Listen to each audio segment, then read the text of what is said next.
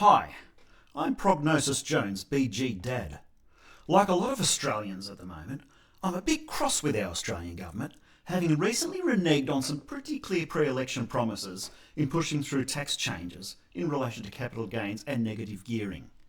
These changes don't really impact me personally, but I'm nonetheless undeniably disgruntled, which is not to suggest that I can ever recall being particularly gruntled by a federal budget.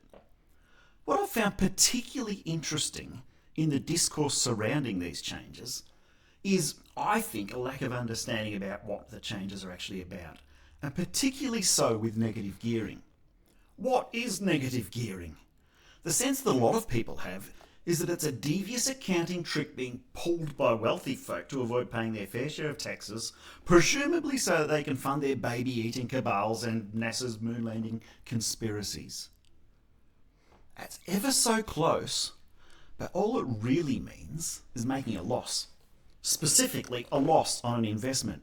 And in the context of the recent bill, specifically in relation to using or holding residential dwelling. I say specifically, but there really is no specific definition. In fact, one place you won't find the term negative gearing is in the Income Tax Assessment Act.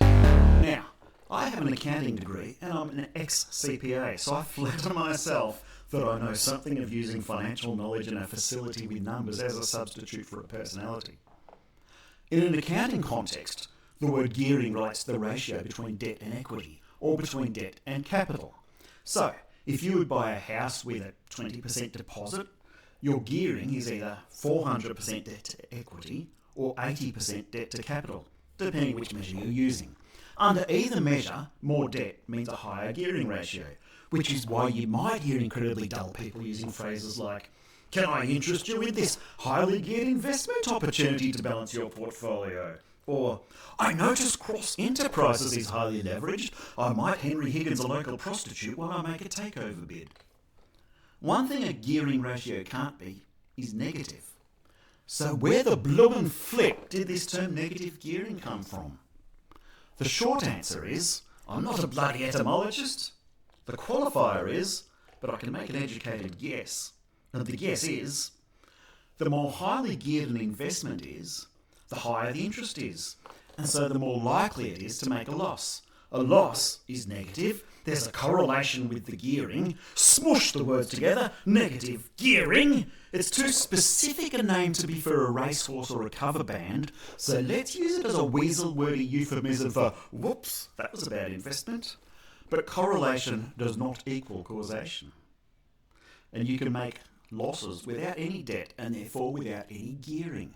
Let's say you have an investment property that gets trashed and you've got a heap of clean-up costs and lost rent, and all the while you're paying the council rates and the fixed water charges and the land tax. You, my friend, are engaged in that most nefarious of tax avoidance schemes, negative gearing. Even where there is debt involved, negative gearing is not always a deliberate strategy. Maybe you read one of the property investing books that were so prolific in the 1990s, and you borrowed sensibly to purchase a cash flow positive investment property in the once great state of Victoria. But every year the state government added a new compliance cost, and the positive cash flow eroded. Then the state went effectively broke and ramped up land taxes to Billio to keep paying bikie gangs to prevent our infrastructure projects from being finished. Now your positive cash flow has gone altogether. Meanwhile, at a federal level, government spending is out of control, which is driving up inflation, and the Reserve Bank starts increasing interest rates. Your once positive investment is now a drain on your personal cash reserves, and guess what you are? You are negatively geared, and public stoning is too good for the likes of you and your lizard man brethren. There are two things in particular that really grind my gears with this whole tax change palaver. Firstly, the government seems to get an each-way bet. Actually, I don't do gambling, so I have no idea what an each-way bet is or whether it's an appropriate metaphor at all. But the thing is, when an investment is going well, the government is more than happy to add that profit to your other taxable income and tax it at your marginal rate. doesn't trigger a separate tax-free threshold or anything else.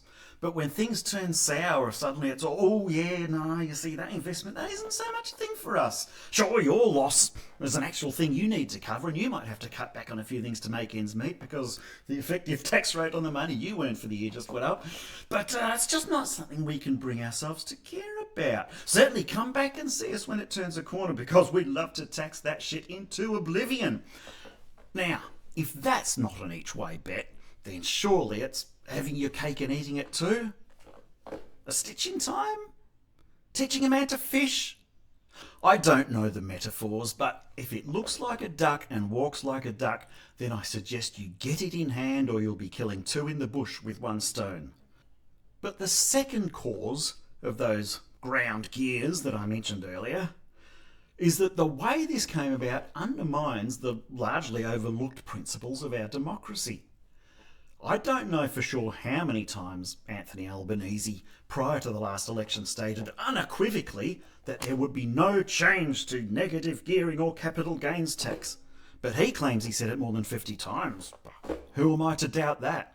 Regardless of how many times he said it, the fact that he claims he said it more than 50 times tells me that he knew it was a pretty big deal for the people who were about to take to the polls.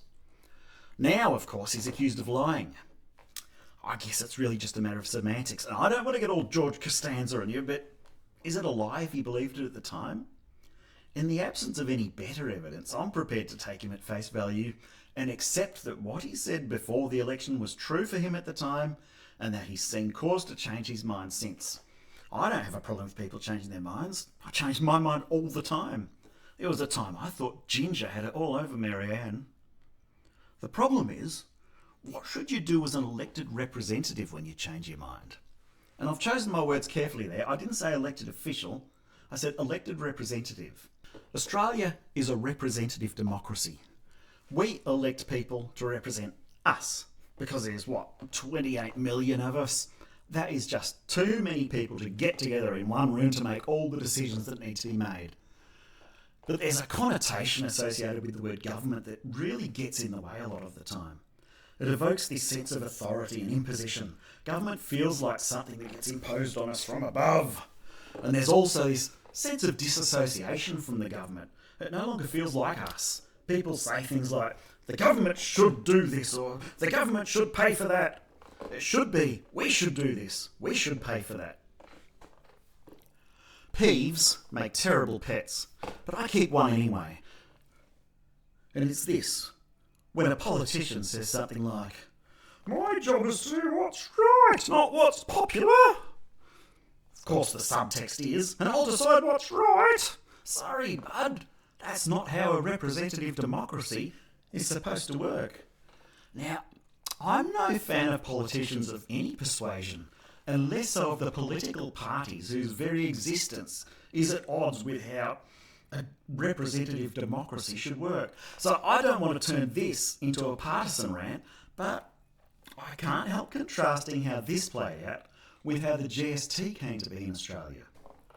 John Howard had been equally emphatic in public forums that he wouldn't introduce the GST. For all I know, he may have said it 50 times. And then he, hold on to your hats because there's a Category 5 mindfuck incoming, he told, get this, everyone in Australia. And he explained it as best he could, which wasn't very, and then he took it to the next election. And it wasn't buried amongst a raft of diversionary policies, it was the election issue. And he won the election, and he implemented the GST. And a lot of people were unhappy and they still hated it, but it's hard to argue that the government didn't have a mandate. I liken a representative democracy to proxy voting. There are just too many of us to vote on everything, so we assign our proxies to our elected representatives. Imagine you are part of a body corporate, and at the next meeting there will be a vote on whether to remove the swimming pool from the shared grounds. You want to keep the pool, but you can't get to the meeting. You've spoken to one of the other owners, let's call him Albo, and Albo also wants to keep the swimming pool, so you decide your interests are aligned with his and you assign him your proxy vote. After the meeting, you find that your proxy was used to vote for removal of the pool. So you confront Elbow and say, "Mate, what are you playing at?" "What?" he replies, pretending he couldn't possibly know what you're upset about. "The pool," you remind him. "You told me like 50 times that you wanted to keep the pool. That's why I gave you my proxy." And he says, "Oh, well, there were some rather compelling arguments put forward for removal of the pool. I changed my mind." So you counter with, "But I didn't change my mind." And he comes back with, "My job wasn't to do with your vote what I agreed. It was to do with your vote what I decided was right." Now, would you reply with, "Fair play, Elbow, you've got me there. Now run along, you cheeky chap, while I find somewhere to swim"?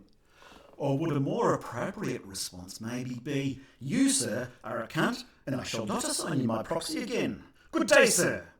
I said good day.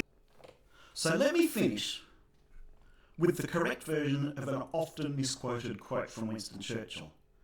No one pretends that democracy is perfect or all-wise. Indeed, it has been said that democracy is the worst form of government, except for all those other forms that have been tried from time to time. Thank you for watching. Prognosis Jones, BG